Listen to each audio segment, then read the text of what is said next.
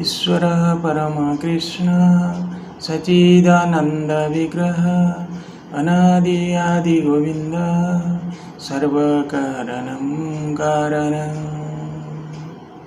हरे कृष्ण।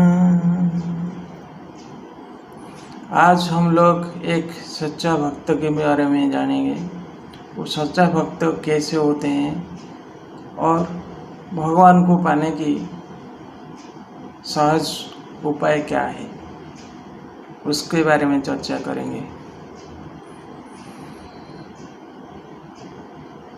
उस कहानी से पहले अगर आप हमारा चैनल को सब्सक्राइब नहीं किए होंगे तो प्लीज़ सब्सक्राइब कर दीजिए और पास में रहता हुआ ऑल बेल आइकन को दबा दीजिए, जिसके वजह से हम लोग आपको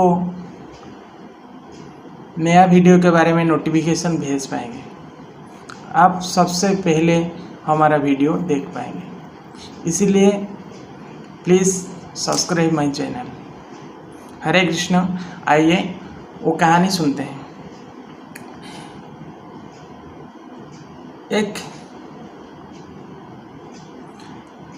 किसी एक राज्य की ये घटना है। उस राज्य में राजकुमार को गुरुकुल आश्रम में भेजा जाता है विद्या अध्ययन करने के लिए। राजकुमार विद्या अध्ययन करते हैं। उनका विद्या समाप्त होने वाला है, कुछ दिन बचा है।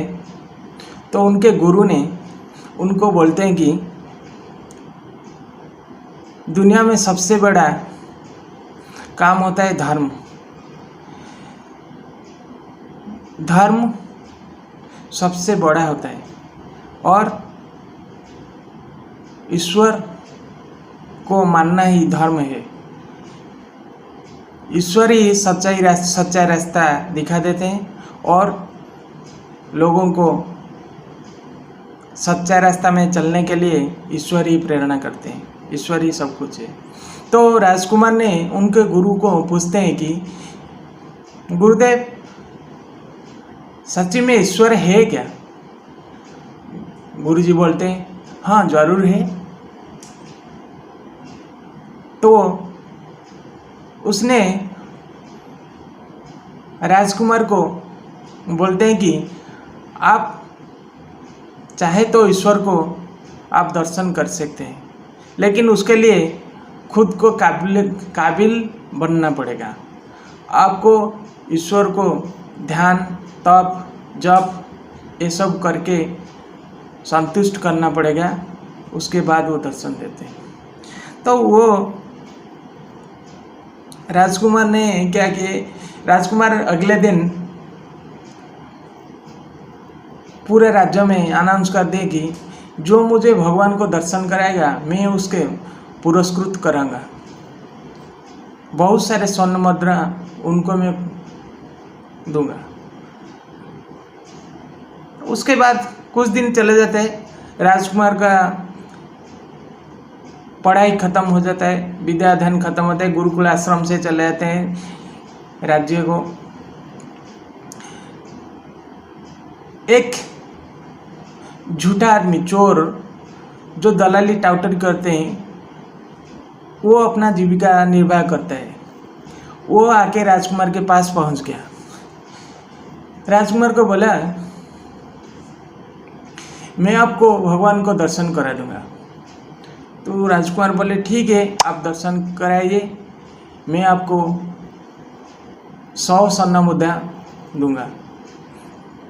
तो वो चोर ने बोले कि राजकुमार जी, आप इसी राजमहल के पास में एक पहाड़ है, कल सुबह 6 बजे वहाँ पे आ जाना, वहाँ पे मैं भगवान को दर्शन कराऊंगा। तो राजकुमार अगले दिन ठीक समय पर वो पहाड़ के पास पहुँच गए और हाथ में 100 स्वर्ण मुद्रा लेके गए थे। तो वो चोर ने बोला, राजकुमार जी आप आ गए ना? जी मैं आ गया हूँ। ना आप स्वर्ण मुद्रा लाए हैं क्या? ना हाँ जी मैं ले आया हूँ। उन्होंने बोले दीजिए मुझे। तो उनको वो स्वर्ण मुद्रा राजकुमार प्रदान कर दिए। चोर ने सोचा कि आज मुझे ये 100 स्वर्ण मुद्रा मिल गया, फिर कल तो मिलेगा, फिर परसों तो मिलेगा, तो ऐसे ही मैं 2-3 दिन करके 100 स्वर्ण मुद्रा मैं ले लूँगा। वो राजकुमार है, उनके पास बहुत सारे धन है, इसलिए वो सोचा, बोला राजकुमार को कि राजकुमार जी, मैंने भगवान को मेरा मन से बुलाया। उन्होंने बोले कि आज उनको थोड़ा काम है, आप कल आइए, कल वो आपको दर्शन कराएंगे। राजकुमार बोले सही है, ठीक है, मैं कल आता हूँ। चोर बोला कि राजकुमार जी कल और थोड़ा स्वर्ण मुद्रा लेके आ जाएंगे, मैं आपको भगवान को दर्शन करा दूंगा। तो राजकुमार ने बोले सही है, मैं जा रहा हूँ। वो अपना घर गए, चोर अपना घर गया। अगले दिन फिर राजकुमार 100 स्वर्ण मुद्रा लेके आए, लेके आके वही पहाड़ के पास पहुँच गए। चोर ने देखा और फिर से वो 100 स्वर्ण मुद्रा ले लिया और बोला कि ठीक है, ये पहाड़ के ऊपर में भगवान रहते हैं, चलिए मेरे साथ ऊपर तक जाते हैं और वहाँ पे दर्शन करते हैं। तो कुछ देर वो लोग पहाड़ के नीचे से चलते जा रहे हैं। वो रास्ते में बीच में वो चोर बोला कि मैं और चल नहीं पाता हूँ, मुझे मेरा पाँव में दुख है, मैं और चल नहीं पाऊँगा, और ऊपर से भी काला बादल पड़ रहा है, वो बारिश होने वाला है शायद, तो आप कल आइए, कल भगवान को दर्शन कराएंगे, आज हम लोग चले जाते हैं, मैं ऊपर चढ़ नहीं पाऊँगा। तो राजकुमार ने बोले कि अगर आप चढ़ नहीं पाएंगे तो ठीक है, मैं ऊपर चढ़ जाता हूँ, मैं भगवान को दर्शन करूँगा। चोर ने बोले कि नहीं, अगर मैं ऊपर नहीं जाऊँगा तो भगवान को बुलाएगा कौन? आपको वो ऐसे ही दर्शन नहीं देंगे, मैं बुलाने से वो आते हैं और दर्शन देते हैं। तो राजकुमार सोचे सही होगा, तो ठीक है, कल आएंगे, कल हमें भगवान को दर्शन, प्लीज़ कृपा करके भगवान को मुझे दर्शन करा देंगे। चोर ने बोला ठीक है, आप कल और 100 स्वर्ण मुद्रा लेके आएंगे, मैं आपको ज़रूर भगवान को दर्शन करा दूंगा। तो ऐसे ही हुआ। तो अगले दिन फिर से राजकुमार 100 स्वर्ण मुद्रा लेके आए और चोर को दे दिए।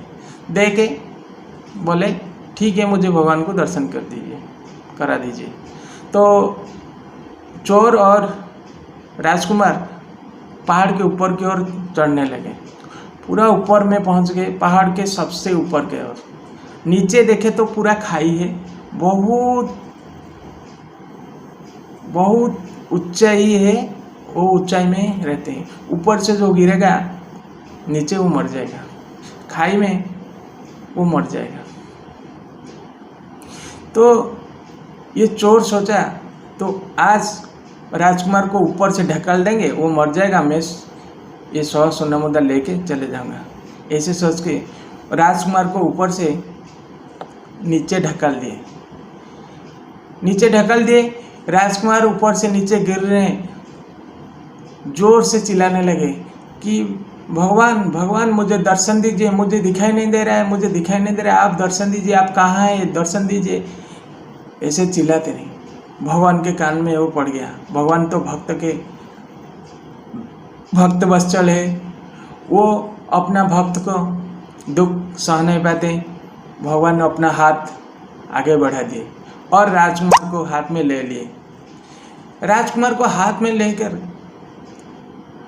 भगवान बोले आप क्यों ये नच्चर आदमी के साथ, ये झूठा आदमी के जाल में फंसते हैं? वो आपको मारने वाला था, आप क्यों वो समझ नहीं पाते क्या? उसके ऊपर क्यों इतना विश्वास करते हैं? तो राजकुमार ने बोले प्रभु कृपया आप उनको बुरा मत बोलिए, क्योंकि वो मेरा गुरु हो गए, वो मेरा गुरु बन गए। क्यों ना, वो मुझे आपको दर्शन दिलवाए, उनके बात सच्चा है। वो मुझे बोले थे भगवान को दर्शन करा देंगे, तो वो उनके वजह से मैं आपको दर्शन किया। तो वो कैसे झूठा हुए? भगवान बोले सच्चा है, सच है, ये तो सच निकला, मैं तो सच में इनको दर्शन दे दिया, तो उसका बातें तो सच हो गया। तो भगवान उसके बाद चले जाते हैं और राजकुमार उनके गुरु को प्रणाम करके राज्य को लौट जाता है। इसलिए बोला जाता है कि सच्चा भक्त के सामने सब कुछ बेहाल हो जाता है। अपना भाव और भक्ति विश्वास के साथ भगवान को ध्यान करेंगे तो भगवान जरूर दर्शन करेंगे। स्पिरिचुअल में अविश्वास का कोई प्रश्न ही नहीं उठता है। स्पिरिचुअल में विश्वास ही सबसे बड़ा पंथा होता है। विश्वास करे तो भगवान है, विश्वास नहीं है तो भगवान भी नहीं है। और एक कहानी विश्वास के बारे में मैं अगले एपिसोड में आपको बताऊंगा।